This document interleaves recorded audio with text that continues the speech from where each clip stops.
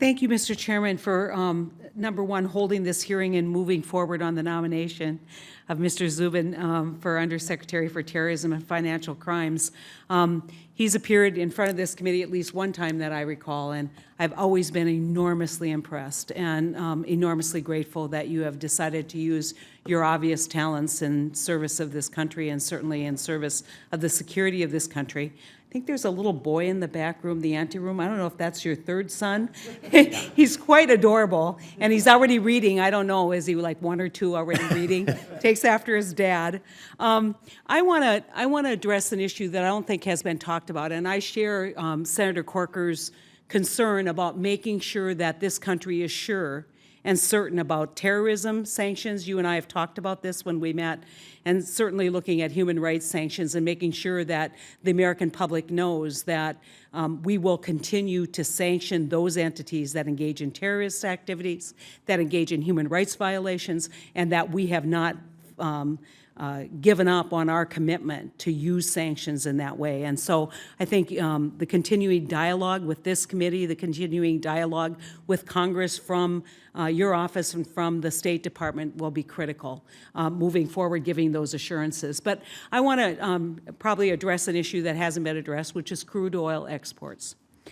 You and I also talked about this, and I'm deeply concerned about the policy of this country which restricts American exports of crude oil, of the oil that we produce here, for a number of reasons. Number one, I think it threatens our national energy security. I think it's not good for our consumers. It's not fundamentally fair in a free enterprise system that we're restricting exports. But I think in this context, it certainly gives us a wonderful opportunity to be competitive with Iranian oil that will find its way eventually into the marketplace when this agreement is if and when this agreement is implemented. And so we're curious about how you see this from the standpoint of sanctions, how you would view the lifting of the oil export ban in the frame of continuing to curtail, continuing to put economic pressure on not only Iran, but also Russia and other bad actors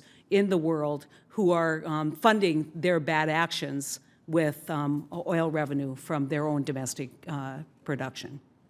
Well, thank you very much, Senator. Unfortunately, the question does go beyond my area of expertise in terms of what the potential impacts would be of relaxing those restrictions, and then how it would play out. But you're a really smart guy, so you could just opine for me, right? No, unfortunately, I'm going to disappoint you severely on that front. But there are others in the administration, and I think you've been in conversation with them already in my agency and elsewhere, who are, of course, much more conversant with this and would be happy to continue the discussion.